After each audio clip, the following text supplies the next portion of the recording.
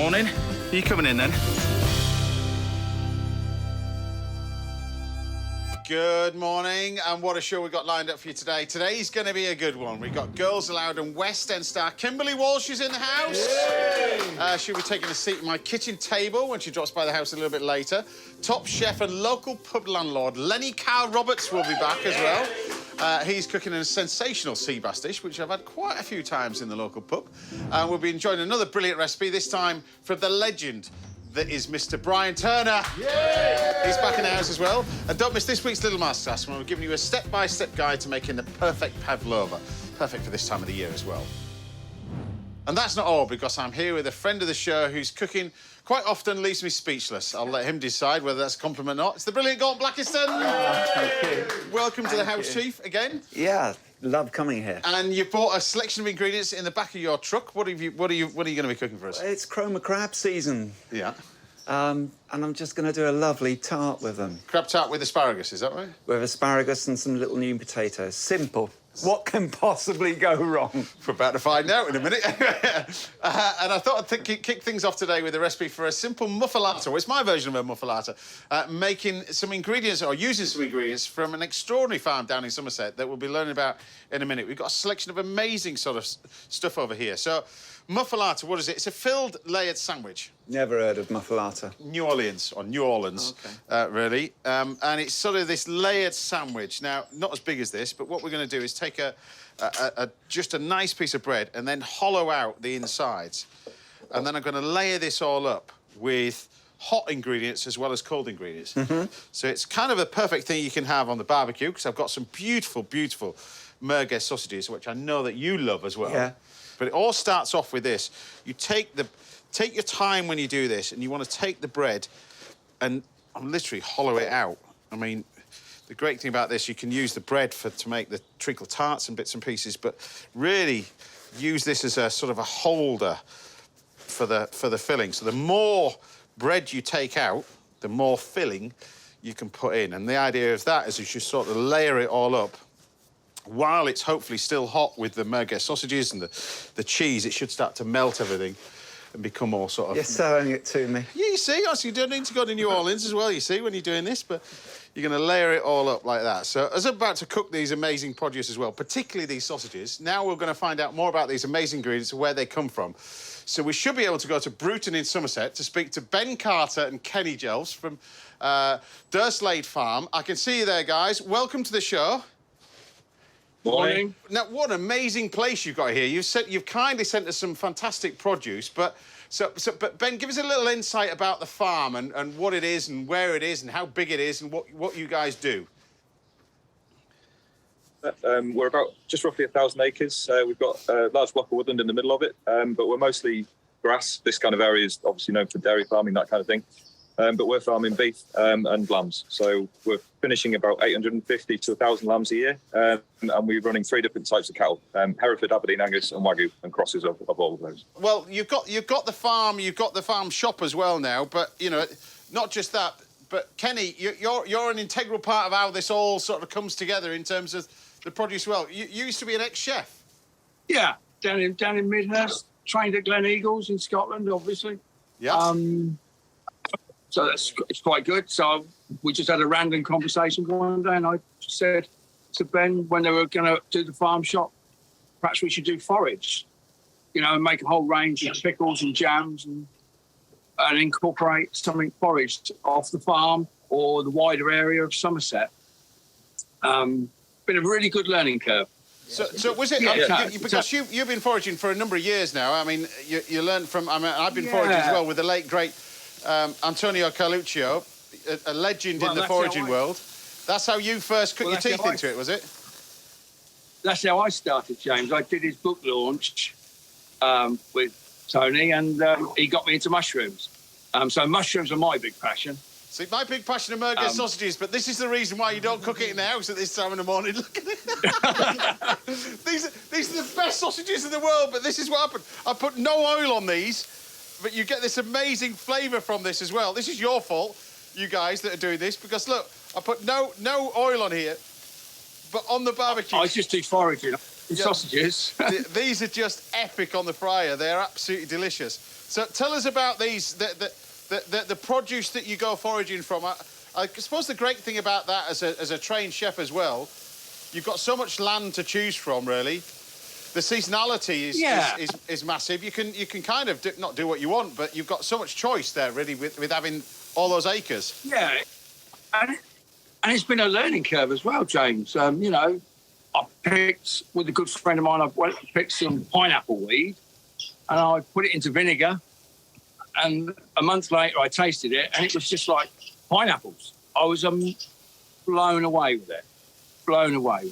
So tell us about the ethos of the farm then, because generally a lot of farms have got their own SKUs, their own ethos, but yours is not just about the quality of the produce, which we can explain about what you've got. You've got the amazing cattle, you've got the Wagyu and that kind of stuff, but the sustainability is so important to you. There's a whole range of things that's it's so biodiverse down there as well. What makes yours unique, really? Your farm there. So, well, the number of different enterprises that we have on the farm make us unique, I would say. So the breeds of cattle are obviously quite unusual, but we also got a vineyard, we've got the woods, we've got all that kind of thing as well. But then when we're talking about sustainability, we're looking at not just the way that we treat the animals, which is extensive, low input, high welfare. The sheep are out of grass all the time. I know the cattle are in behind us at the minute, but as we're in wet ground, as soon as it dries up, they'll be back out. We combine a bit of wheat, and with that generates about 90% of the straw that we require while the cattle are in. Obviously, the cow muck then gets mixed back in with the straw, that goes back on the fields. All the feed that they're eating down behind us, we grow all that ourselves. We can plant our own silage. There's no concentrates. There's nothing like that. So that's the kind of farm side of things. And then with the sustainability point of view, we look at it in terms of there's that side of things, but there's also how we treat our suppliers. So when we're partnering with people, it's a true partnership. We're not stamping our name on someone else's product and saying it's ours. It's always made with or made in conjunction with, and we shout about the people who we're working with. Now, obviously, we love foraging where we can. We've got this lady called Alicia Vasey that comes down as well. I know that you've been on the show when she comes down and comes down for the amazing produce. But give us a little hints and tips if people want to go, foraging in bits and pieces. What have you learned over the years that you can easily get hold of and produce that you can easily do? Because I'm over here, got some amazing sauerkraut. I've got some pickles. I mean, the vast selection of stuff that you guys do. But what I wanted to point out as well, this shone a light on me. This is your crabapple jelly. Yeah. This is amazing. So how do we produce this? So the crab apples are off the farm. We've got 5 or 6 wild crab apple trees, totally wild.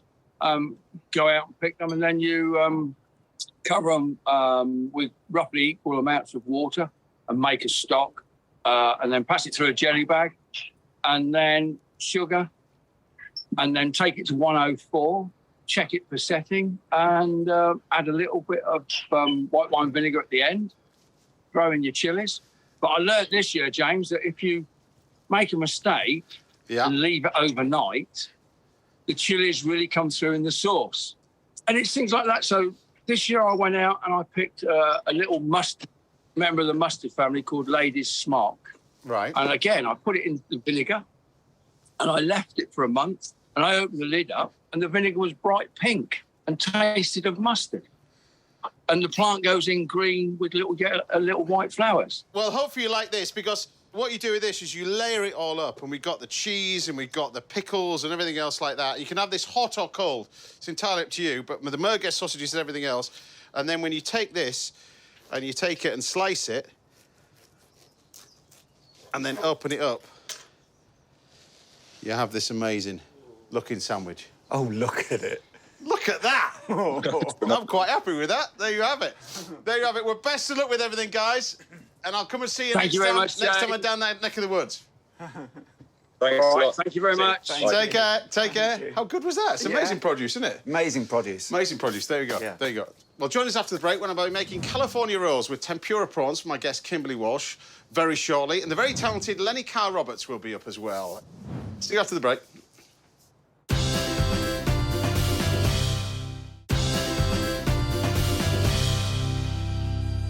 Welcome back. Now I'll be giving you a crash course in pavlova in this week's little masterclass. And Chef Galton Blackiston will be making his version of a chroma crab tart that's coming up for us next. But first, I'm here with a Girls Aloud singer turned West End star who's now carving her own career for herself on a certain morning live sofa. It's brilliant. Kimberley Walsh! Now, I feel a bit nervous cooking for you now, because now you're this cook on TV as well now. Come on, James. I mean, we do a little bit of cooking, but it's nothing like this, believe me. Well, I know you're into your food as well, so we're going to do like California rolls. I'm going to do tempura shrimp. I'm going to make a nice little dressing.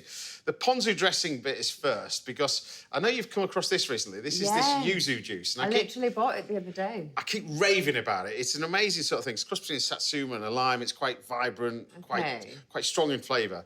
This dressing, you can make it like a mayonnaise, or we can do sort of the wet version of it. Okay. So the wet version would be this, as opposed to a normal dressing you make with 1 part vinegar, 3 parts oil. Right. You just take your yuzu juice like that. So just quite a bit of it. We give it a shake first, because it can separate out. Then you want some good soy sauce, equal quantities of everything. Okay. And then some sesame oil. Oh, nice. And you just take a little bit of sesame oil. Then mix that together. Dip your finger in there. Let me taste it.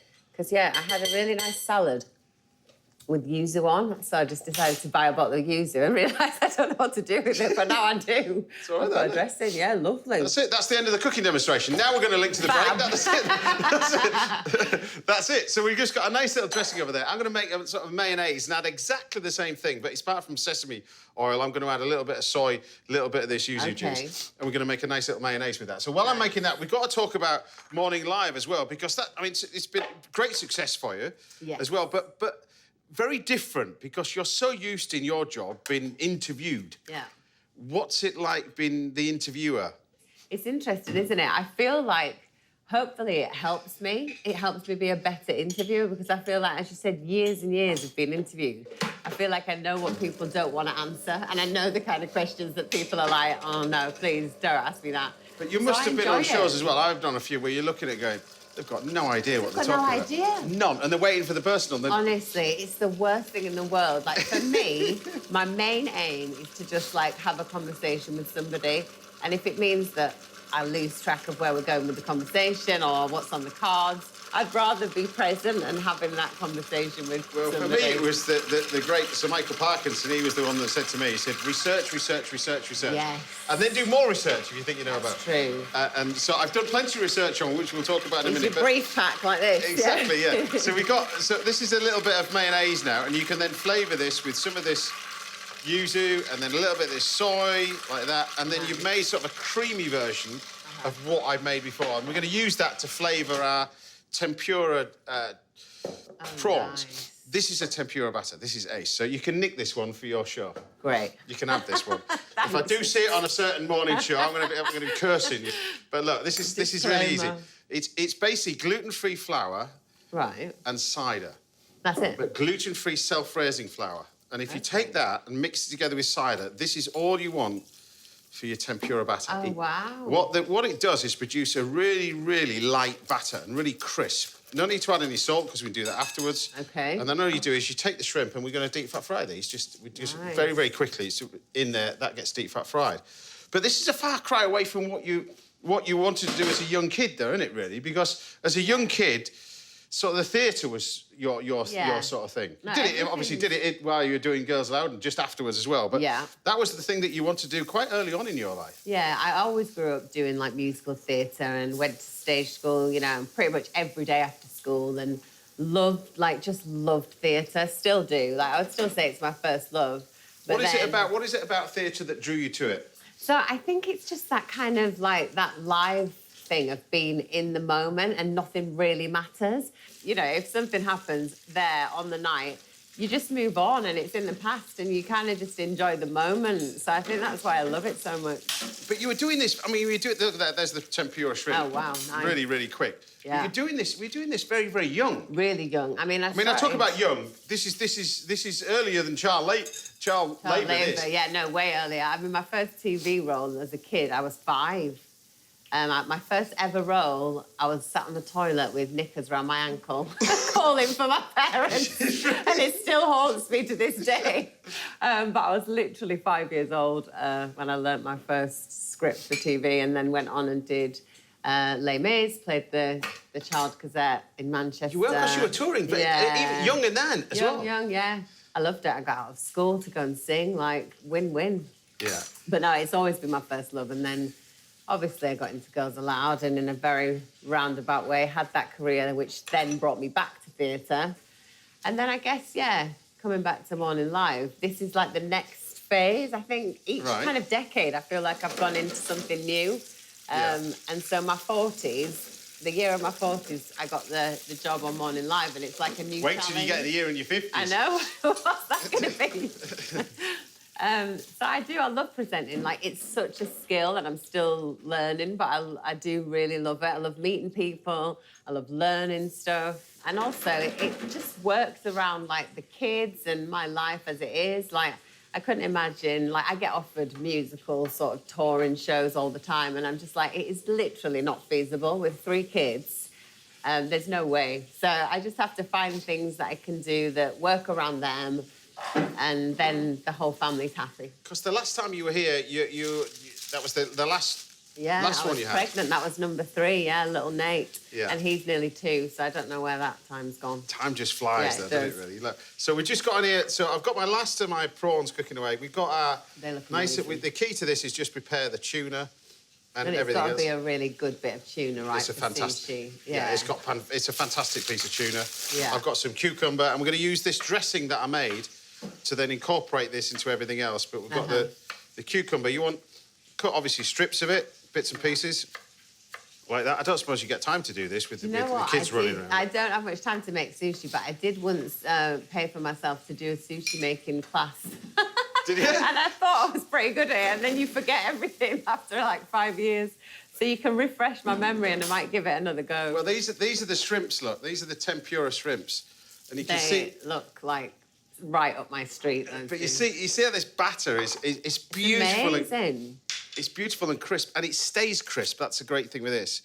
I've heard of like beer batter, but not cider. Well, so many times with beer batter, it's too thick. Yeah, and when you make it's it too claggy. this is much lighter. So you take this batter, you see, and then you can pop. It looked easy, but I'm not sure if you just made it look easy or if it's actually...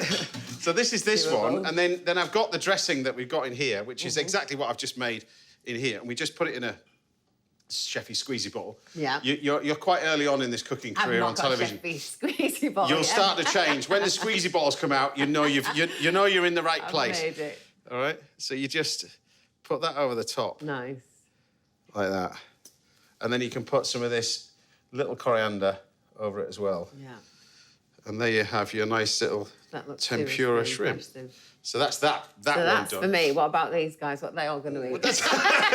But you want it now, do you? Oh, no, I can wait. I I'll can put wait. that on there, and then we're going to do these little rolls as well. But I've got to talk about. I mean, you don't mind me mentioning Girls Aloud because you've done this amazing evening. This it raised over £1 million. Yeah, it raised over £1 million. I mean, I know you knew Sarah personally as well, and her wish among meeting you and having dinner and cooking with you was for us to basically try and raise money for a research project that her doctor, Dr. Sasha, was doing. So it's research into why younger women basically get breast cancer. It is becoming more and more common. And so we managed to, from the funds of the night, fund the whole rest of that research project, which is incredible, and also raised some extra money for the hospital, Christie Hospital, that looked after Sarah. It was a hugely successful night, but as you can imagine, like ridiculously emotional and overwhelming at the same time. But I just felt like we promised her that we would do that, and I think she would have been happy that we managed to do that. She certainly would, and because I remember meeting her, and that's we became friends. But Yeah. She walked into a room. There's not many people who can walk in a room like that and transform a room. Yeah, completely. Was she always like that? Because there's a magical thing. She was magical. I think Nicola called her like our electric girl, and she literally was like electricity in a room. She was like, you would never not know that she was in the room. Yeah. Such a presence and such a huge, huge character. I don't know if you ever witnessed her performing on stage, but she was When amazing. she was performing on stage, she was performing in my house. Yeah, so you had your own private show. Exactly. Well, you know what It's she's like. She crazy. literally comes alive, like, Yeah. on stage. She's, amazing. So look, we've got these little rolls that I'm going to roll up now to keep them nice and tight. So it's It is nice. a bit of a technique, that, though, isn't it? Well, it's a technique, yeah, but it's just get it nice and tight like that, and then you can then keep them in cling film like that. Nice. That's that one. And then you just wet the bottoms really. It stops it from sticking. Okay. And then the rice, all I've done is just cook it. The thing is about rice, there's different recipes to cook. I mean, you can train for years and years and years. You think television training is one thing. Yeah. You train to be a sushi chef. You probably spend maybe 5, 10 years just cooking rice. Really, yeah. That's all you do before you do anything else. They won't allow you to do anything else. That's what you do. Got to perfect that first. Exactly. And it's sushi. It is sushi rice, isn't it? Yeah. It's different. Yeah, and we just take a knife and we're going to slice this through. Like that. The end will always go, but then what we do is dip it in water, and as you cut it through like that, it holds nicely, and then we can roll it up. They look pretty impressive, don't they? And then what I've got in here is I've got a little bit of that sauce, that creamy sort of sauce that I put in. Yeah. As a nice little dressing. Mayo one. Yeah, and then I've got a dipping sauce that now you know what to do with the yuzu juice that goes with indeed. it. But you just, every time you slice it, dip your knife into water like that, and it'll just cut it a little bit easier. Yeah. There we go. That's the chef's bit, always at the end. Yeah. Yeah. And there we have it. You can do it with a little bit of pickled ginger. I've got 2 different types of sesame. You can do this as well, the white and the dark. We can sprinkle that over the top. But there we have it. They look So I have a simple amazing. little version with an ingredient that you know what to do with. I do. Easy as that.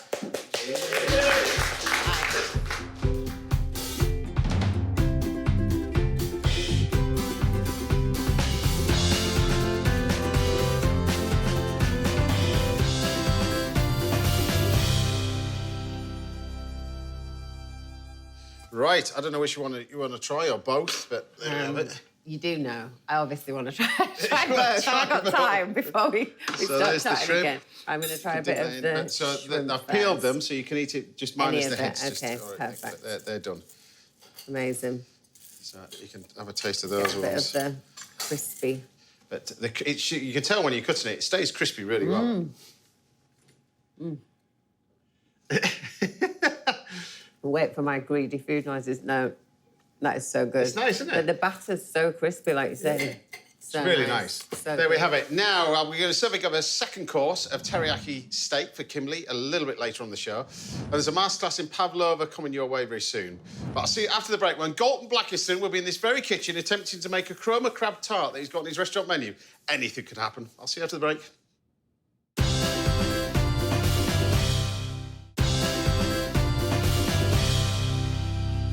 Welcome back. Now, there's still loads more to come from my guest, Kimberley Walsh, this morning. And I've been teaching you everything you wanted to know about making pavlova in this week's little masterclass. But first, I've been joined in the kitchen by my local pub landlord, Lenny Carr-Roberts, and a chef who's been serving the finest food you'll find anywhere on the North Norfolk coast for over 30 years. Do you like that Bold intro? statement. Yeah, I'll Well, you take brought that bit. You asked it, you demanded it. It was Yeah. written on the autocue. Yeah. Galton Blackiston! Thank you, thank you. Go on then, what are we going to be doing then? We're going to do a crab tart. We're in the time of year when the crabs are full from chroma, and this is one of my favourite things to make. Right. So, potentially, this could be really good. I always have to What do say you- potentially. what do you want me to do? You're going to make some pastry, or show... Well, we've got all the ingredients for pastry. Are so- you rubbing in method with the pastry? Yeah, yeah. So 'cause flour, yeah, salt? yeah. Yeah. Okay. Sometimes a bit of sugar, but it's up to you. Yeah. Butter, an egg, and then... Rub it in. Yeah. Make the pastry, done. Line it. OK. This is the filling. This is the filling. So I've got my lovely 450 grams of picked white chroma crab meat. But at this time of year, they come full of the brown meat. The only thing I would say on this particular tart is if you put the brown meat in, which you can, it can be really strong. And I want this to be delicate. So I tend to keep the brown meat to make a bisque with or something like that. Right. It makes a really good crab bisque. And you serve this in your restaurant? Yeah. And congratulations are in order because Michelin stars this year. Another. Another year. How many years you've held 1 star? 24. 24 years. I'm proud of it. Fortunately, I can't applaud because I'm just rubbing in butter and flour. Yeah, I'm really proud of it. So it's 4 eggs, 2 yolks go into this. Yeah. OK. So do you want the whole egg in here? Yeah, go on. Into there. 4 eggs, 2 yolks. Yeah, that's going in. So this then makes you a nice little bit of pastry. Roll all this lot together. Yeah, You see how that's quickly it. I brought that all Yeah. together. You just mix Yeah. it all together and then you leave that to rest in the fridge. Yeah. So 4 eggs, 2 yolks, whipping cream or double cream. There you go. That's that one. Yeah. Seasoning. Be generous with the salt and pepper. Like this. And beat it gently together. Don't beat it so it gets too aerated. Just bring it together. Aerated. Yeah, you know what I'm saying. Is that a name? Word? Get on with that. All right. Good. I have to concentrate. You don't understand, Lenny, because these things I do, you know, every day in the comfort of my kitchen, where everyone is very respectful and works really nicely. And treats you with respect. And I'll come here and it all breaks. Yeah, that's it. Well done, you. Bottom of the mould. Yeah. There you go. Like that. Thank you. And I always do it in one of these. I think these are the best way to cook tartlets in one of these rings rather than sort of a tartlet mould. I think these are so much nicer. A lot better. They are good. They are good. You get better base. Right, so into there. Yeah. 4 eggs, 2 yolks, 3 pork, the cream, bit of nutmeg, parmesan. It's just as a seasoning, really. Not too much nutmeg. Where's the parmesan? Just a bit here. All right. Okay. 50 grams of parmesan, but that's optional. Yeah. Is that Norfolk parmesan?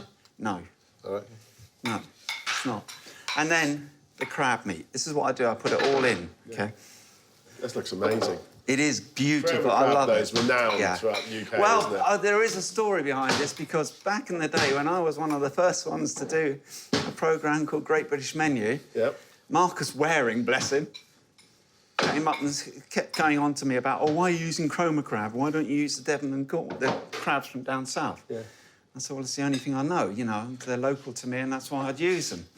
On his menu, some years later, after calling me basically a bit of a Norfolk oik, what's on his menu? Chroma crab.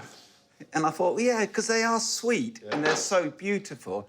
The Cornish crabs are wonderful, don't get me wrong, but they haven't got that sweetness of the chroma crab. I totally agree. I recently started using chroma crab just because we couldn't get hold of the Cornish stuff because of the bad weather that we had, and the chroma crab was just delicious. Yeah, I thought it was amazing. It's just a little bit sweeter. You don't get the yield, and I get from chef's points of view that you want the bigger crab if you're smaller. picking them. You want the bigger crab, but Right. I've lined the tartlet. Happy with yeah, that? nice. Is it as thin as you dare? Well, I can get it thinner if you wanted to go thinner. But No, it looks all right. That's pretty cool. Looks all right. That's lovely. And leave the overhang on, which I'm sure you'd say as well, or wouldn't you? Well, yeah, because then trim it off afterwards. Yeah. Yeah, yeah. So spring onions In been the fridge? sautéed off in the fridge, yeah, and then you bake that basically with baking blind beans on or in, and then until it's golden, probably a 170 oven for about 30 minutes, and then you end up with this. Yeah. If you wanted to, and us chefs, I don't know if it's the same with you guys. I love when I'm cooking at home or anything like that. Heat element. So chili can go in there really nicely. Works well with crab. Yeah. And then it's up to you. You can do it or you don't have to. Thank you. But I would agree with you, James. Don't mess about and take all the seeds out of a large chili. No. Just get it in. So a little bit of asparagus. Yeah. This is going to go. And we've got so the your, lovely- your fish and chip shop's in Cromer itself. Yeah, you've been. I know I've been. I'm just explaining to them. Yeah. There's millions. You're an idiot. There's viewers out there that have never been to Cromer. Yeah, right.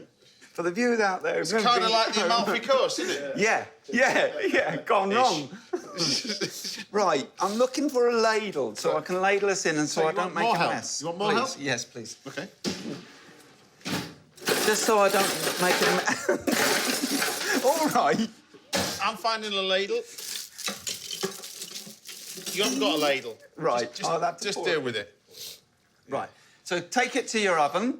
Right. The oven is set at... wow, this this is where it's going to go wrong. It's going to go wrong now. Well, Well, get out of my way. Right. Right. Can I just sneak in here? Can you just pass me the custard then? I'm now stuck. I just need to do this. Pass me the custard, please. Chef. Where is it? Okay, there. Right. How am I going to get that in here? Because I ain't got a ladle. Just pull the thing out. I'll just give you a hand. Nicely. Lovely. Lovely. Pull it out a bit more. Pull it out a bit further. I can't. There you go. Oh, that's beautiful. That looks amazing. Yeah. Happy with that? Yeah, that's really lovely. So I would cook it on as low a temperature as I dare, so that's about 140 degrees. You can cook it a bit higher, but you just brown it a bit more. And you end up with... Sorry, just... There's me thinking... Get on with it. Can I just say that's the one bit I didn't do? Right, they're in there in a lovely butter emulsion. Chives are there, new potatoes are there warming up. Yeah. Just want some lovely, finely chopped chive and some mint. Can you just pick a few? Pick a few sprigs of mint. Yeah. Okay. So now your asparagus, you're cooking in a bit of water. Bit of water and butter emulsion. Yeah. They're probably ready, actually. Okay. Nice and fine. Like so, bit of mint. Not too much, and they're just going with the wonderful little English new potatoes. You know I'd keep banging on about new potatoes from Swaff. I'm in Norfolk. They are beautiful. Yeah, lovely. Not as nice as Jersey Rolls. Oh, they are. No, they're Oh, they are. No, they're not. I'm telling you. Handbags. They are. These? Yeah, lovely. They're going to have these added to it as I'm about to Do you want serve. to drain them off? Drain them a bit, please, Chef. And then lightly season them, please. And do you serve this dish like this in the restaurant? Right, that's a good question, because we went through a stage of doing lovely little fine, tiny tarts. Yeah. And I kept coming away from work and thinking, yeah, people love it and they think it's really nice, but I'm hungry. You haven't got the depth of flavour. It's part of a 7-course, 8-course menu. So you don't give them a great big lump of it. Anyway, so I then said... Let's do a proper one. Let's do it thicker like one. this. It may not look aesthetically as good as a little tiny individual tart, but you'll get that depth of flavour. Looks amazing. And that's what I did. Does so, look good. to serve. Yep. Right. Do you want me to put this in here? Yeah, you can add them, please. This is where... So when you take it out of the oven and it's just set, it's going to be quite loose. Don't put it in the fridge if you can help it. Would you make it for each service, would you? Yeah. Yeah. Yeah. This is so jam-packed. It's got a lovely wobble to it, hasn't it? Yeah. It's fantastic. Oh, look at that. Look. It's just pure crab. It is pure crab. It's indulgence. And I'd just say, how long have I known you? I've known you for 25 years. Yeah. This is by far the biggest portion of food you've ever served in your entire life. It is, yeah. Even when I come round to your house for a curry, and we have a take-out curry, you get No, one... we did not. We did. I did. I made that. One dish. Well, I know you made it, but it's like one packet-ish between about 20 people. Yeah. Yeah. And then some lovely Go to asparagus. McDonald's afterwards. Anyway, go on. Correct. Oh, that's lovely. Now, you could put a little bit of the brown meat on there, but I actually think save the brown meat, like I say, for your bisque, so you get 2 dishes out of it. Serve it with the asparagus. I don't... Yeah, OK. It's simple, but, God, it tastes good. Is it? So give us the name of this dish, then. So it's a chroma crab tart with English asparagus and Norfolk potatoes. Jersey Roll potatoes. Thank you.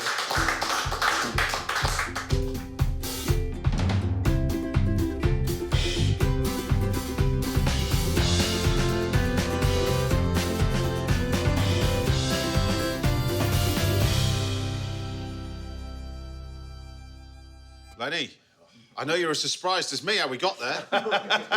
Well, I'm really looking forward to this. I've been a fan Enjoy a decent-sized portion from Galton Blackiston. Well, you must have known there's Northern lads on today. Well, I was going to say, it doesn't really happen. This would feed about 40. It's all right. Go on then. Have a taste of this. That is amazing, Galton. Just taste the crab. That's the thing. Just full. Oh. Galton, that is stunning. Absolutely stunning. Galton Blackiston, everybody. Good mate as well. Right, Lenny Carr-Roberts will be sharing a recipe for sea bass a little bit later. But don't go anywhere, because after the break, the one and only, yes, he's here. Mr. Brian Turner will be back behind these very, very hobs with a dish of braised tuna. See you in a few minutes. It's all right, that. Lovely. Banging.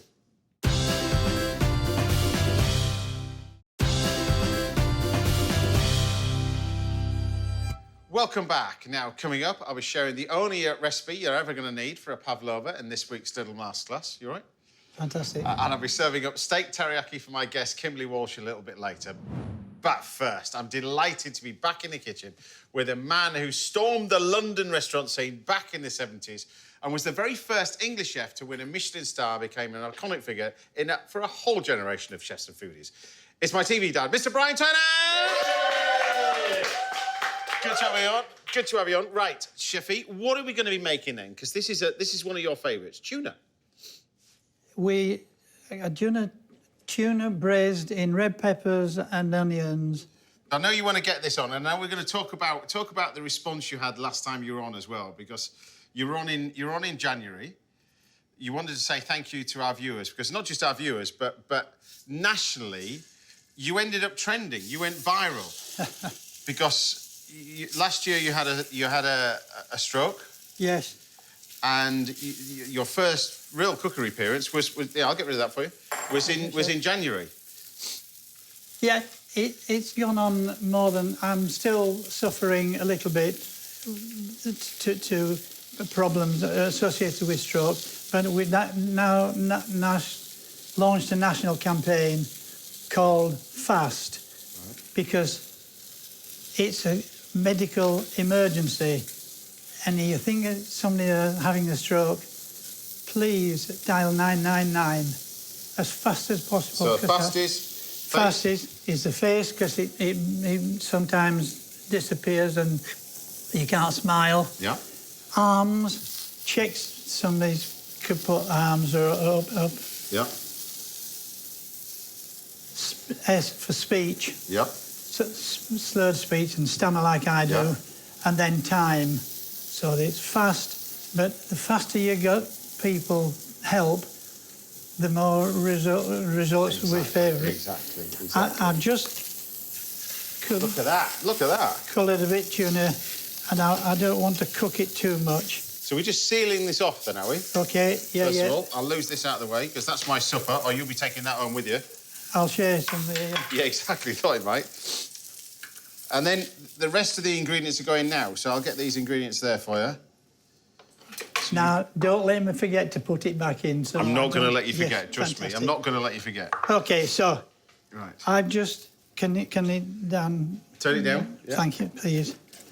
It's just like if they call me lad. I could be your common chef, it's fine. It's absolutely fine. So don't burn the garlic? The garlic. Yeah. Just So garlic and chilli going in there, yeah? Yes, just as much or as little as you want. OK.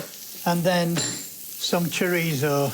Now, I mentioned the restaurant. You know, it was you and Shepherd, wasn't it, really? Yeah, Mr. Shepherd. You were the two first UK-based chefs to win a Michelin star. This was at the Capitol, was it? The Capitol Hotel, yeah, in 1974. Was it 1970? I was 2 years old then. Yeah, well, we did invite you to the party, but you never turned up, and I understand. Can you a little bit put more heat? What, more heat? More heat now. More heat, Thank you, yes, chef. chef. Sorry, fine. So, Yeah. and that's lovely colour and the fat is released from the sausages. So this is, you get from this amazing chorizo, you get this beautiful oil from it as well, don't you? The beautiful colour. Fantastic. And so when I learnt this dish, I was on holiday, local restaurant. Jose was the chef, Yeah. and he just said to me, "It's just onions in the peasant dish." Yeah. So, and then you got some smoked paprika. Do you want that in yet or not? Yeah, just I don't. Not yet. Okay. Red peppers. Yeah. The peasant dish was just onions. Yeah. But we are doing it a little bit and then give it a stir. A little bit of freakering. Yeah, not too much. Tell me when. That'll do. That'll be just fine. Happy with that? Exactly. And if some ingredients are missing, Yeah. provided the tunas and the tomatoes are concerned, there's not a problem. They're missing. Yeah, OK. So you want me to do the dressing. The dressing for this, we've got some parsley, we've got some spring onion, sherry vinegar and olive oil, just chopped up. Yeah. Is that right? So I'm putting chicken stock in Yeah. to bring to the boil. And chopped tomatoes. Because... So when did you first start in TV then? Because was that this morning? Was that your first one? No. The first time we did television was with Anthony Wall Thompson, and we did a food and drink programme, and we did a battleship, and Right. I was violently ill, seasick, and because Anthony was so short, Right. with low centre of gravity, That's what it was, yeah? he was buoyant. He was just he was a pain in the butt, but lovingly. And then I did the 99 show for this morning. Yeah. And then they asked Margarita Patton and myself, not Anthony, they asked them to come on the 100 show, to celebrate the 100 show. And then I did 9.5 years on this morning. 9.5 years on this morning, there you go. Right. So we've got our stock going in there. Right, so it's a stock, Yeah. chicken stock and chopped tomatoes. Yeah. And then we add all the other things. But I'm going to remember, fortunately, to put... So this is where you hide the tuna in, is that? Yes, traditionally, you just bury the tuna. Well, I bury a couple of pieces and then add potatoes.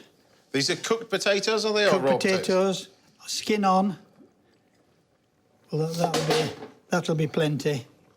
Right. And then the big advantage, so tomatoes, half cherry tomatoes. They didn't have cherry tomatoes in those days, but...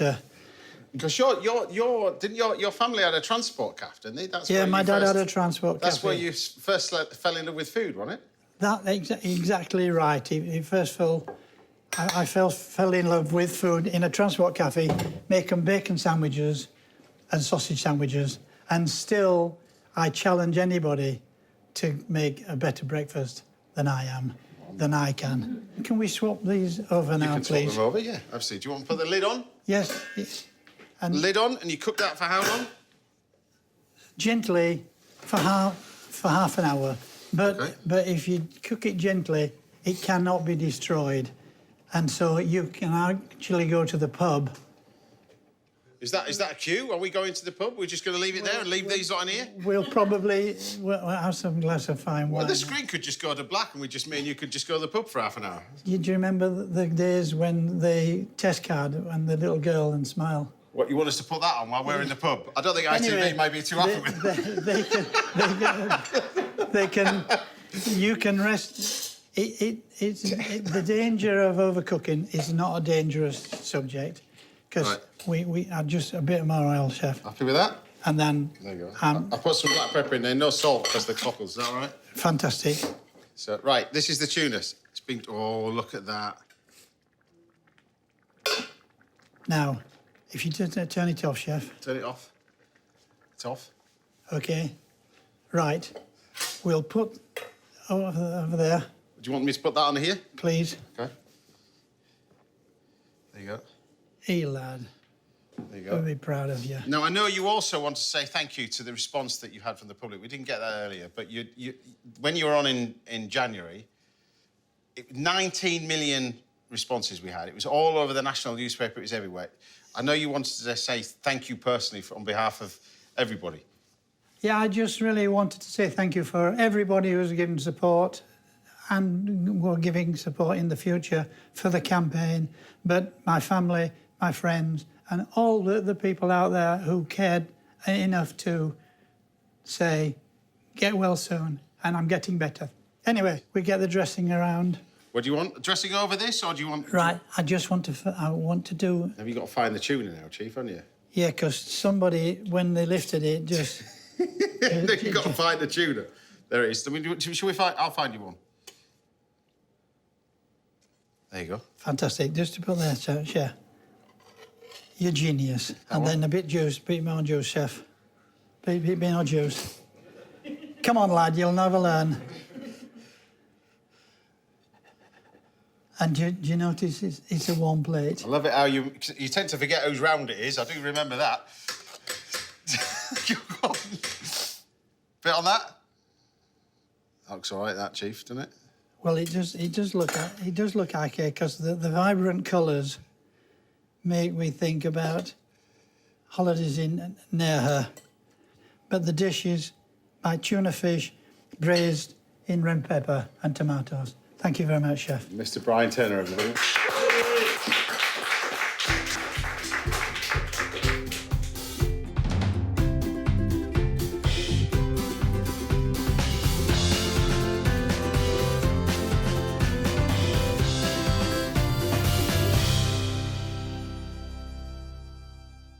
So tell us about this then, because you cook it for no more than about half an hour. That's what you want, yeah?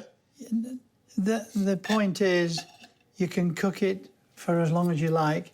Recommended 30 minutes to 45 minutes, but just a gentle heat.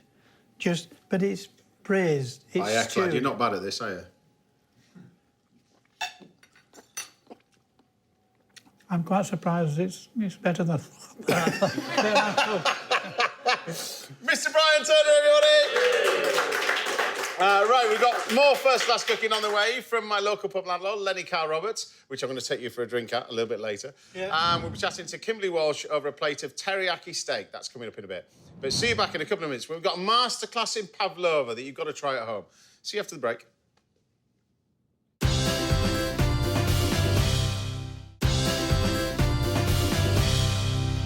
Welcome back. Now, there's still plenty more to come from my guest, Kimberley Walsh, and I'll be lucky enough to have my local pub landlord, Lenny Carr-Roberts, cooking for us all next. But first, it's time for this week's little masterclass.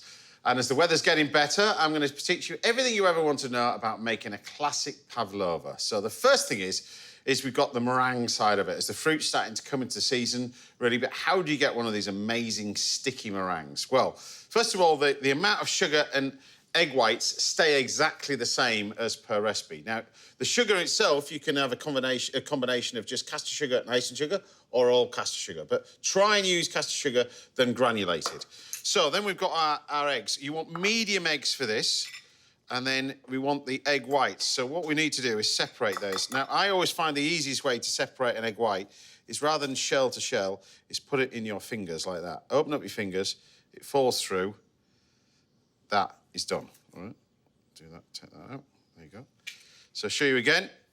The easiest way to do that is just open up, crack the eggs, open up your fingers, and they fall through. If you need to do this, do that, but rather than shell to shell. So crack the eggs like that, open up your fingers, and they just fall through. So keep going. The most important bit is with this, you don't end up with any yolk in there because the yolk contains the fat, and fat and grease will cause your meringue to collapse when it's whipped up. So once you get to that stage, we can then take our egg whites into the mixer and get these going. And you want to whisk this for a couple of minutes. Keep the egg yolks, of course, because those are good for other things.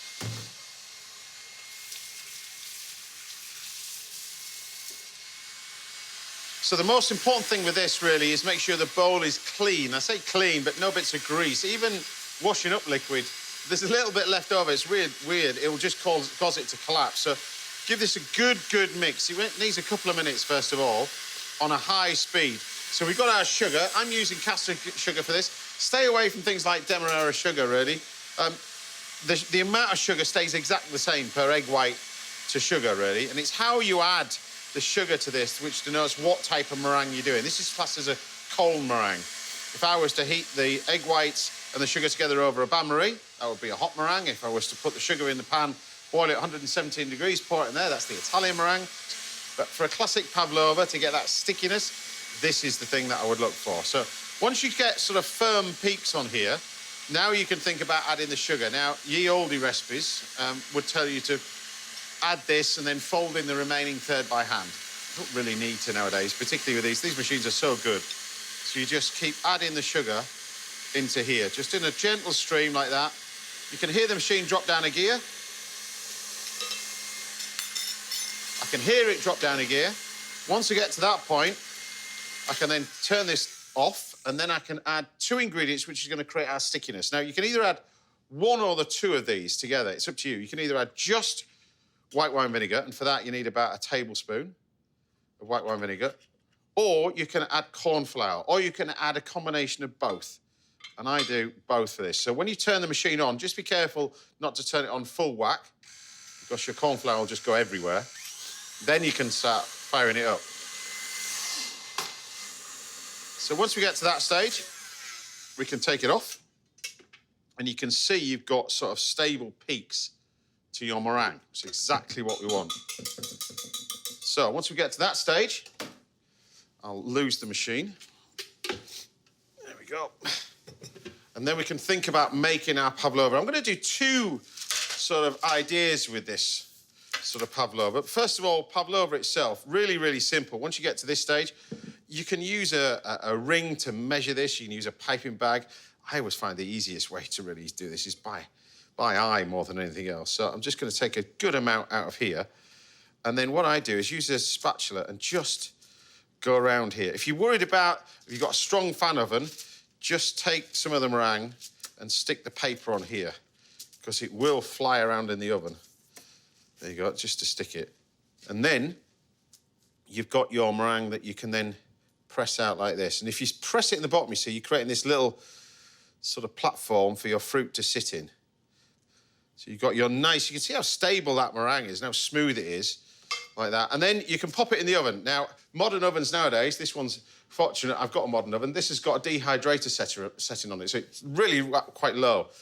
70 degrees, 75 degrees is ideally, 80 degrees, the temperature is what you want. Any more than that, it'll colour too much.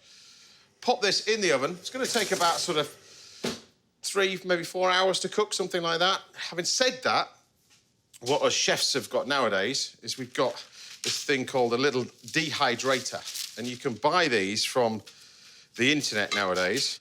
So what I'm going to do is going to take this meringue and create these little shells as well. Now, the reason why I'm doing this, I always remember doing this with the late, great Michel Roux Senior. He came to this house and he did cherry kisses, which was this dish. And he uses a little bit of egg white, or he did use a little bit of egg white, a little bit of icing sugar, and castor sugar mixed together. So it was 2 different types of sugar in this, but either way, you take your nice little bits of meringue, like that, and just pop it straight onto our tray, like this.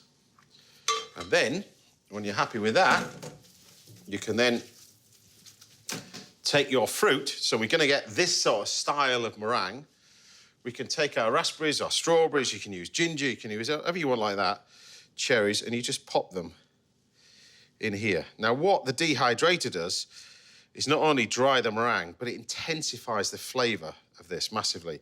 And it regulates the temperature much better than a conventional oven, because it stops the meringues from going brown.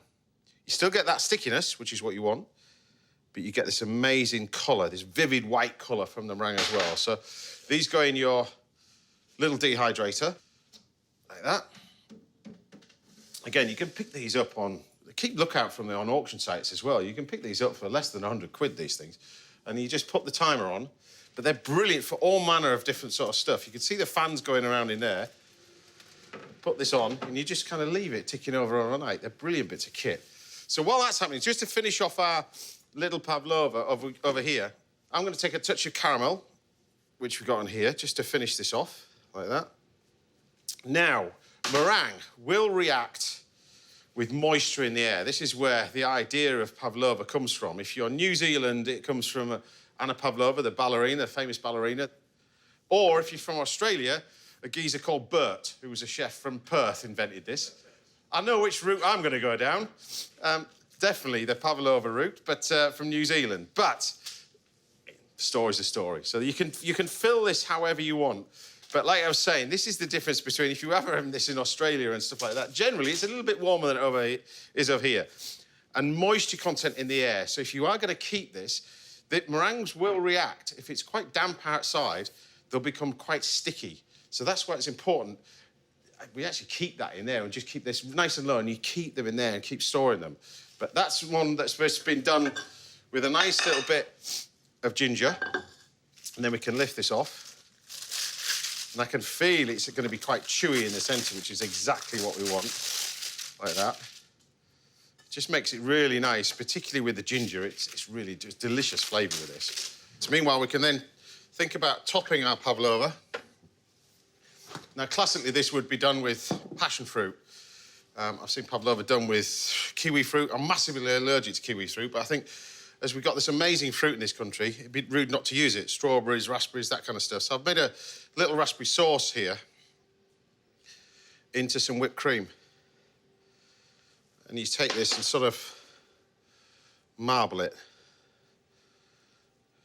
What you want. And then you can then fill this. Now, if you are going to keep this, this wants to be sort of lined with white chocolate, because it will just soften the meringue. Probably a little bit too much if you're going to keep it for certainly a day or two in the fridge. So a little bit of white chocolate in there, but like that. Plenty of cream, of course, in there. And I'm going to leave that to one side while we just concentrate on our fruit. Loads of fruit. I think with a pavlova, what you want is plenty of fruit. Don't be tight with this. So lots of fresh fruit. Try and do it with whatever fruits either coming into season or bang in season. That's the key to it, because that's where the nature of, I think, the pavlova is. You get the best flavour with the meringue and everything else. But I'll show you the little kisses in a second with these. But you just load it full of fruit. Whenever I'm doing it, I try and load it with particularly with strawberries, cut side down.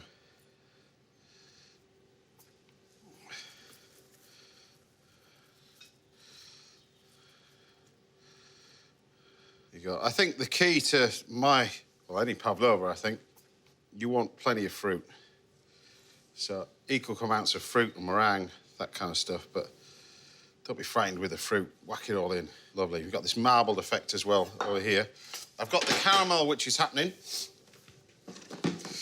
What I tend to do with that is just allow that to cool down a little bit. While that's cooling down, and we can just go back onto our little kisses, these bits. These are wonderful, these little things. These are, again, baked exactly the same temperature. Wonderful, wonderful little thing, this. And you've got your cream. And what you can do with this marbled cream as well, you can take a good spoonful of this, like that, and stick it together like that. And you've got another one, stick it together like that. We take our lovely sauce over there, which I've just blended. Again, with raspberry sauce like that. Don't put anything with it, don't put any lemon, no sugar, just blend it. And you've got this beautiful fruit and meringue combo. It's really nice. There's some amazing strawberries around nowadays, different varieties of strawberries as well. You can just mix and match that on the top. Nice little classic, simple little dessert, one that tastes amazing as well. And then, finally, just to finish this off, what I like about this is textures. So you've got the meringue and everything else. And if you're worried about sugar, then, well, you ain't going to eat this, are you? But I think the key to this really is you want to build up textures. So you've got the ginger, which is dried, you've got the meringue, which is sticky, and you want a little bit of crunch in there as well. And you get the crunch by this hot liquid caramel. You've got to be quite careful when you're doing this. Don't get this on your fingers. And I think this, with the meringue, you've got that combination, a bit of everything. With the meringue, the cream, the ginger,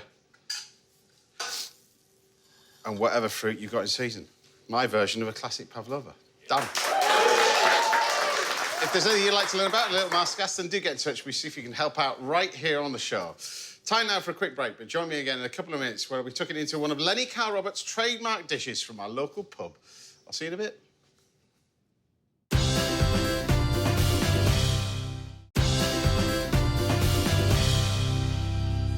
Welcome back. Now I'll be laying on lunch for my guest, Kimberley Walsh, of steak teriyaki. That's coming up next. But first, I'm here with Galton. We're about to taste a dish from a good friend of mine and local pub landlord and a fish and chip shop owner now. Yes. It's the brilliant Lenny Carr-Roberts. Thank you, guys. See, and every time you come here, you've got an audience. Look. Oh, there he is. You can tell how often you cook at this house. Look at this. Handsome. Look He's at this little handsome fella boy. over here, just diving in. Right. So, what are you going to cook for me, him, and him? Right. What we're going to do today is a seared sea bass, which I'm going to serve on some cuttlefish bolognese. I know it's a bit different. And I'm going to serve it with some crispy pomana and then some textures of cavolo nero. So the potatoes are my bits. They're your job. Don't cut yourself. Yeah, exactly, which I'll explain what we're going to do. But it's basically thinly sliced potatoes. We dip them in butter, layer them all up. That's right. In between two trays, and it's... And what I'll do is I'll get on with this cuttlefish bolognese, which we start off, it's a really simple dish with some anchovies. And we just want to fry those anchovies, get them to break down a little bit, and they're going to flavour the oil. Right. Because now, you know, I'm surrounded by fish and chip shops, so I'm thinking, should I open a fish and chip shop with you two? Well, we'd help you, that's for sure, you know. Well, one of you will. Yeah, one of us will. See this one. So what is it about the fish and chip shop business that you both love, then? You're simple food, great ingredients, and it's the nation loves fish and chips. It's kind of weird. You're Michelin-starred chef now, classically trained. You were, and then to enjoy your fish and chips like you enjoy. I mean, I love it as well, but to do it as a business. Well, the thing is that, like you say, everyone loves fish and chips, and I think so many people do it badly. You know, that if you do get it right, get the chips right, get the batter right, get the oil right, you know, get all the mushy peas perfect, then you really do really well. But it's not as simple as people seem to think it is. No, it's because at various times of the year, the potatoes contain different Potatoes change massively, don't they, season to season? So that is different, and the prices of fish fluctuate all throughout the year and from wherever you're getting your fish from. Yeah, flour prices for the batter, they change all the time as well. That was I thinking it was going to be positive. Now you're moaning all the time. We're not moaning. It's just saying it's not as simple as people think it is. So what have you got going on in this pan? Yeah, so in here I've got the fennel, so lots of fennel in this. Fennel, I've got chopped leek, and I've got chopped carrot, and I've got chopped shallots, and we'll sort of enhance that flavour even further with some tarragon in this as well. Nice. So I've layered this all up with your potatoes are thinly sliced. Every sort of 5 slices, a little knob of butter. Yeah. That kind of stuff. Yeah. Layered it all up like that, keeping it quite rustic. There is such a thing as a pomana mould, which is a copper mould. I know that, but I haven't got any of those posh stuff. Nor have I as well, actually. Yeah, exactly. That's why we're doing it in Yorkshire pudding. Yeah, exactly. And then you pop these in the oven. In the oven, you go cook that at 180, and you're going to cook that for a good sort of 20, 25 minutes. Yeah. Just make sure that they don't catch, if you know what I mean. That's what they look like when what they look like when they're ready, yeah. When they come out, yeah. OK, so all my aromats are in there. All I'm going to do now is add the tomato puree, and like everyone knows, you've got to take your time, cook out that puree. So while you're doing that, I'm going to get the sea bass on over here. We're quite fortunate living where we are here. Oh, mate, that's off the needles. Lovely. Because you do get the most amazing fish off the needles. Oh, yeah, we're lucky. I remember going out there on the boat with you for a show. It was fantastic. Exactly. It was a really good day. And you just take the sea bass, and we're just going to cook this. Yeah. Skin side down. and almost cook it all the way through. Definitely. On one side. That's going to go in there. I'm going to season that up in a second. OK, so this cuttlefish, cuttlefish all around the UK. It's all around our shores. Well, tell us about cuttlefish, because a lot of people think squid, cuttlefish, what do I do with it? Well, this is a great dish to do with it. But some people have bad experiences with it if you don't cook it right, I think, with cuttlefish. Yeah, definitely, yeah. I think with cuttlefish, you either cook it very, very quickly or you cook it very, very slowly. This dish is a sort of slow version, and, it's tender. You've got to take your time with it. It takes about an hour. But a great dish for people to get introduced to cuttlefish, because it's quite simple. Yeah. In a sense, it's just like making a bolognese. So I'm going to basically just keep my finger on here, because the sea bass tends to curl up. if you're not careful. I know you've cut little holes in it Little as well. slashes on that. That was my morning job. That was your morning job, but you're just going to just hold it like that and it'll stop it from curling. a beautiful bass. Yeah, It's lovely when you line core basses. really off the loin end as well. When I cut it this morning, I thought, oh, that'd be great. So in there, what the have you got in there now? cuttlefish has gone in. I've added the garlic. Then I'm going to add some. Could you give me some marjoram, oregano, and some of the tarragon, please, James? Okay, so a little bit of everything in here, Yeah. spice-wise. So obviously oregano, classic for sort of bolognese or ragout, but the marjoram gives it a fragrancy. And just to accentuate that fennel that's in there, a little bit of tarragon needs to go in as well. There you go. Right, so we've got our... So this is some carbonara. You want to strip him for the start. I'm going to deep fry just some going of to this. deep fry that, James. Give it a texture element on the dish. Going to bring this up to the boil now. Yeah.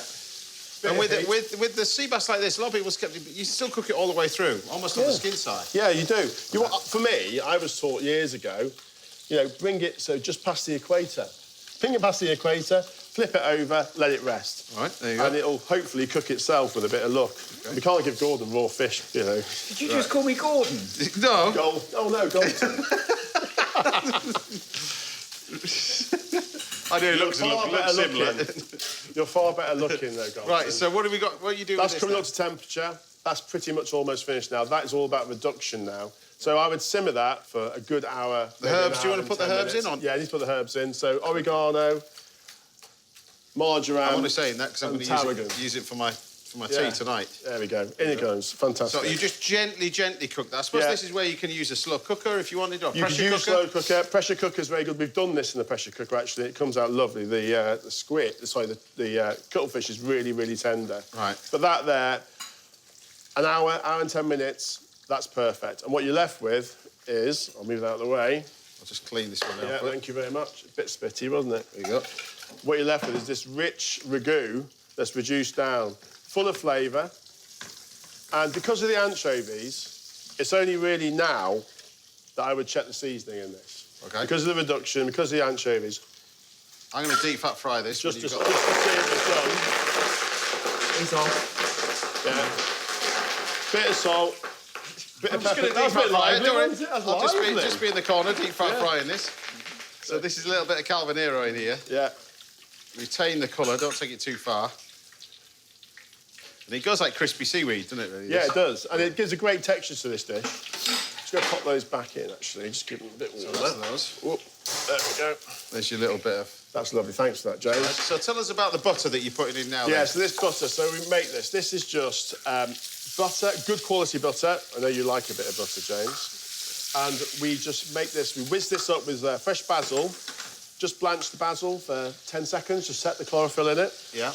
And literally, we'll whiz up with plenty of basil, and then we do the zest of about 4 limes in this one, like this, yeah?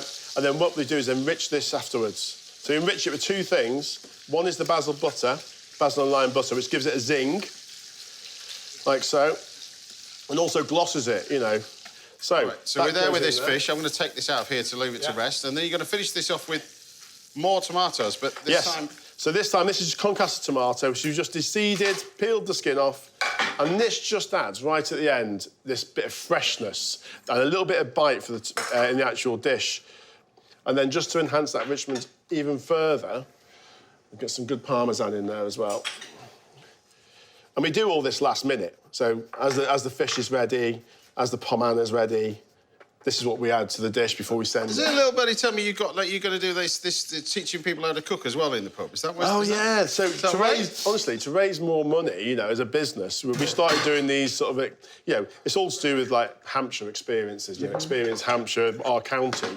And it was all to do with people are so much educated now in cooking, Even, like, Joe Bloggs knows everything about cooking. It's all these cookery shows It's all on these TV. cookery, these good cookery shows that are on TV. It's all these cookery shows. Yeah. It's our fault.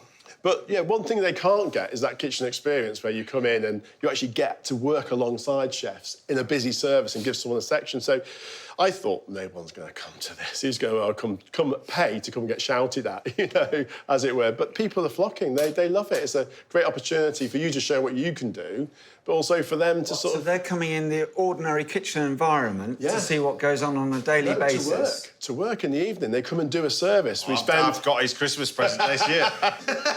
But, yeah, I've been quite amazed about how people have sort of flown to it, really. That's I great. mean, you do lots of cooking experiences. That's You know, fantastic. they're just really good.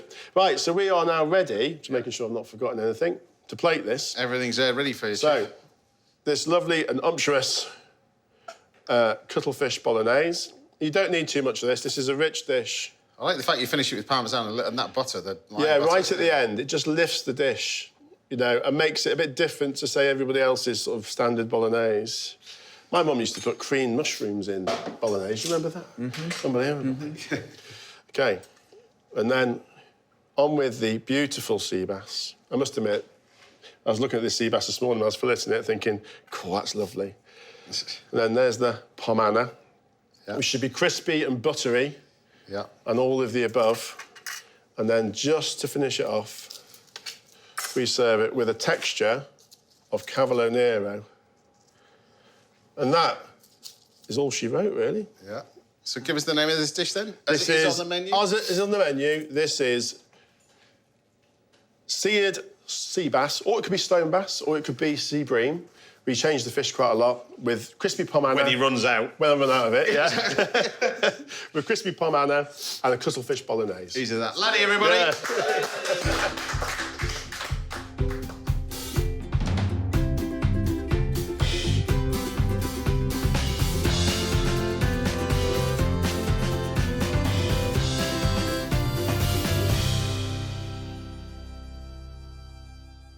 Right, go on, dive into that. Looking forward to this. Go on.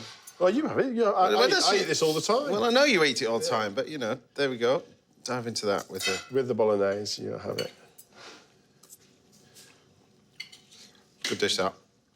That's the sort of thing that you'd go out and think, if I could have that, you'd be so happy. It's just every mouthful's lovely. Thank you. And now you've got to do a lot of them a week, because what happened the first time you were on the show?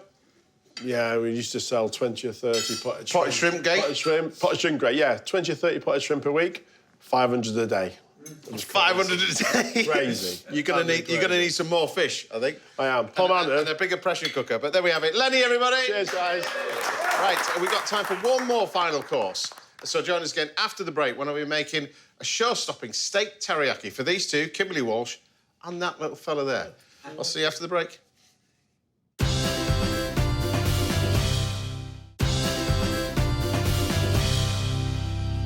Welcome back, sadly, to the final part of the show. I'm back in the kitchen with Galton, Lenny, and, of course, Kimberley Walsh. Now you've devoured the prawns. You've even taken a little doggy bag home with you. Telling all my secrets. Yeah, little doggy bag's gone home. So hopefully you're going to do that with this piece of steak as well, leaving a little bit for the guys. But this is a teriyaki steak. Nice and simple. I've got a nice little sirloin steak. We're going to cook this teriyaki sort of style. Crispy wild rice, some asparagus, and a teriyaki sauce. We're going to make our own teriyaki sauce. It's got no sugar in it. So the first thing we do is get our steaks, and we're going to decently cut, as in, I think your steaks, you've got to have a reasonably sort of thickness on the steaks, really, as well. They're going to go in there. Now, we spoke earlier about all the things you were doing. We didn't talk earlier about this other thing. We've had several guests on recently that have been doing the same show, this masked dancer. Tell us why on earth, what? Why? Well, do you know what? The only reason that I did it is because my kids absolutely love the show, so we watch it religiously, and my nephews love it, and they put on their own, like, masked dancer competitions. Like, they're really into it. And my oldest son, Bobby, was like, he knows that I'm on Morning Live and whatever, but he was like, can you not do something that, like, my friends will watch? Right. So I thought, right, I've got just the thing for you. So Masked Dancer came along, and I was like, I have to do it for the kids. But I did not realise how hard it would be. It's actually really hard. But it's an awful lot of work, not just trying to disguise the fact that you're even on it. Yeah, that was really hard.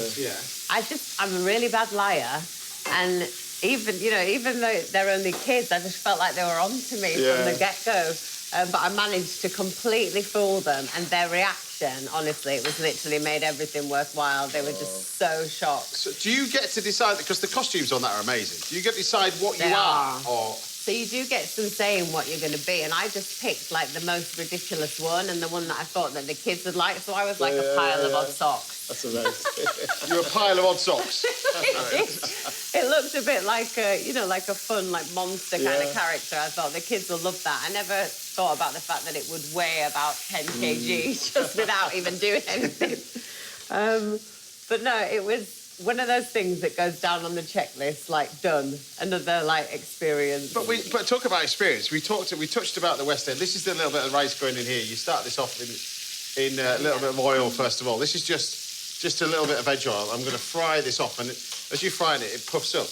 Okay. Like cereal. Yeah. Like Rice Krispies. What temperature are you cooking it at? I cook this. I just start it off cold, and then the key to it is not to let this get too hot, isn't it? Really, because it just browns too quickly. That looks a bit like science. Oh, it's fantastic. Well, it's just puff rice. They'll start to puff up as well when you're doing it. But you've got a steak over here. But we touched on the West End as well. But you're talking about sort of getting dressed up and in costume and stuff like that. You did some amazing stuff in the West End, not only when you were younger. Yeah, no. But we didn't touch on the stuff that when you left Girls Aloud. When I left. Doing that kind of stuff, because you did, some major stuff. Yeah, no, I played Princess Fiona in Shrek the Musical. That was a fun one. And the kids never saw it, actually, which is a shame. But getting greened up every night was fun.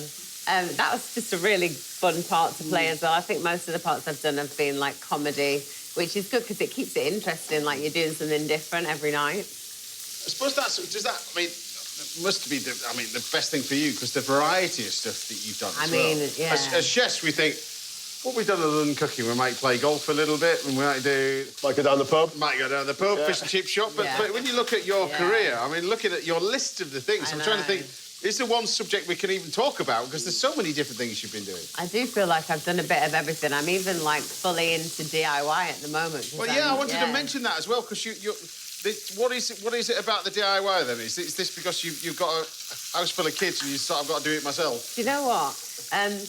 I've always done it. Like, I grew up, there's like 4 kids and my mum was a single parent. So, like, anything that needed to be done in the house, she did it. Yeah. So I was always the one that was interested and, like, helped her doing, like, wallpapering, painting, tiling, all of this stuff. So now I've got, like, this kind of partnership with Wix and I'm enjoying it. It's kind of just trying to show people how easy it actually is.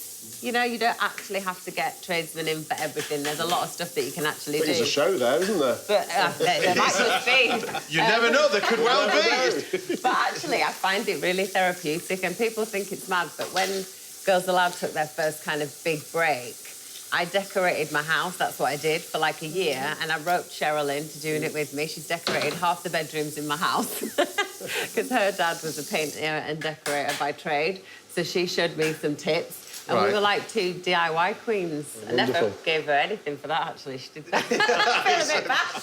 Right, so I've got in here a nice little teriyaki. So you reduce down some sake and some mirin, reduce down. There's no sugar in this. And then we're going to add this really good soy sauce. And we reduce all that down, and then this starts to thicken up, and that's going to be your nice little teriyaki. Lovely. You've got your fried rice over here, which is not far off, actually. And then what you want to do is just drain this off now. And then you're going to drain it off into there. That's it. It's like rice. Yeah, it puffs up. And then we're going to put the asparagus into this one with the peelings that you're throwing in my pan as well. Yeah. And you want a bit of butter in here to cook this asparagus. Yeah. Can I have a little bit more asparagus, or is that all we've got? More? Is that all we can have? Do you think Joan, you think they're very neat? They're very pretty, though. I think they're very pretty, but I don't think there's much of them. I'll do you a couple more. Thank you very much. So You don't realise how much I eat when I'm here, James. Well, exactly, yeah. He's getting worried now. She eats quite a lot, and she takes the rest of them for the kids. I'll do you a few more. Now, we touched on Morning Live as well, because you've been doing that for quite a number of years now. Tell us about that, because you're now working with Gethin as well. That must be a joy working. Yeah, he's brilliant. Do you know what it's like? When I feel like when I'm presenting with Gethin, it's like a presenting masterclass. He's so good at it, you know, and you're constantly like a sponge, just like learning. And he's so lovely and generous in that way, because, you know, I don't know if you've ever worked with, there's certain presenters where they just think you're on your own, fend for yourself, and hope for the best, Exactly. And he's the opposite of that. Like, he works with loads of different presenters daily, and he just wants everybody to be like the best that they can be. But it's been actually really good for me, because I feel like I've learned loads. Yeah. Because it is such a skill. Like, I say this to you every time I'm on. It is. When I see him cooking and presenting, never looks at any cards. I'm very impressed. It's all going to go wrong now, isn't it? Now I've said that. Are you talking about James? Thank you very much. He is good. He is good, bless him. Right, look, we've got our asparagus now, because we're nearly finished with this. So we've got asparagus. That's going to go in there. We need one more very, very quickly. There you go. So asparagus takes how long to cook? Literally about a minute for that. About a minute, no more. Now, you can see this teriyaki is there ready. That's right, yeah. So it's reduced down. It's done. So no sugar in here whatsoever. Oh, yeah. And then what you do is you've got a nice little steak that you can leave it to rest. Now, we'll get a tray, but we can take our... You got all right with the asparagus? Yeah. They look good, those steaks. So we take our steaks, then we can just sit this in the teriyaki sauce. Like that. Just seep it in there. It's really taste them. sticking to it. Right? It's nice. Nice, very nice. You approve? Very nice. Thank you. Thank you very much. What am I doing with this? Wait, that stays there. That's fine, because that's all textures in amongst this as well. That's all textures in there.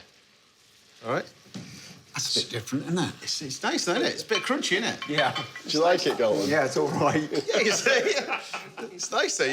Nice bit of crunch to it as well. Yeah. So we're not there. With the asparagus, we're not far off. We'll get ready to plate this These one are up. ready. When you're ready. And then I've got my nice little steak, which we can just take off, depending on how do you want it cooked, or how do you want the steak to take home to be cooked? However best it travels. And I'll leave the other one.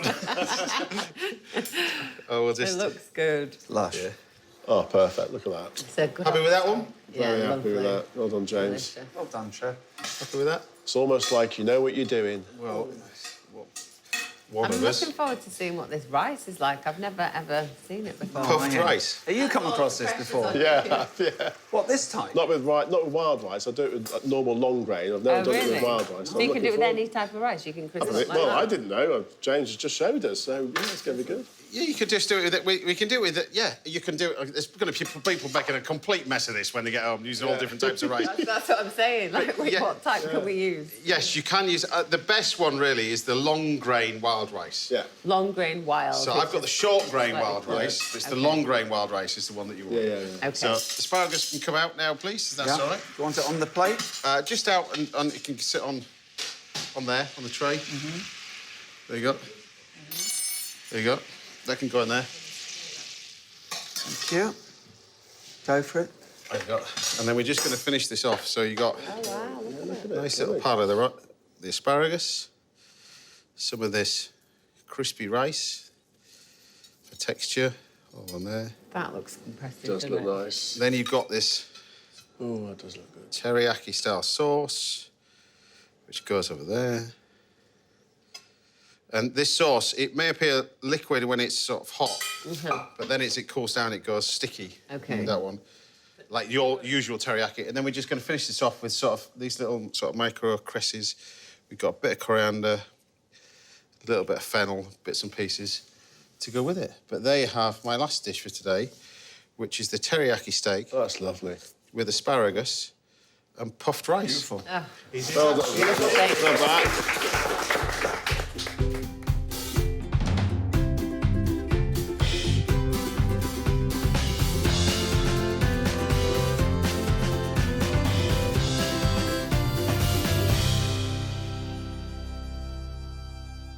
Right, there we have it. Bon appetit. I'll leave you to share. Let's and cook it. I amazing. will. Well, we've got our own little steak will. over here. Yeah. So you were a bit dubious about this, weren't you, until you tried it? Well, to be fair, I was, because I hadn't seen it before. But the rice thing. This way of doing rice. It's like a little bit of crisp on the top. Oh, it looks nice. Thank you. Did you do that for me? I did it for you. bless you. I'm just going to put Yeah, that. so Listen, you only like a little bit. You want a small bit. It's just to add a little bit of crunch.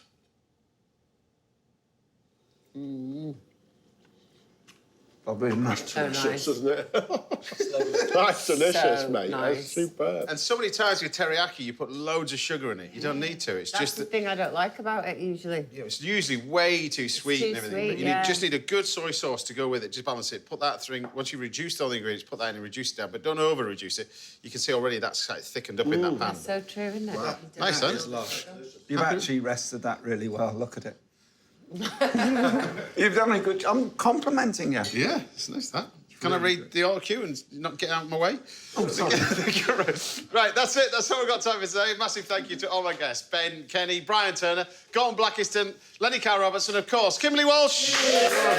Good luck with everything you're doing as well. Thank you so much. Good luck. I'll see you back here next Saturday morning, where we're joined by more brilliant chefs, other brilliant guests. Stay safe. Thanks for watching, everybody. See you next Saturday.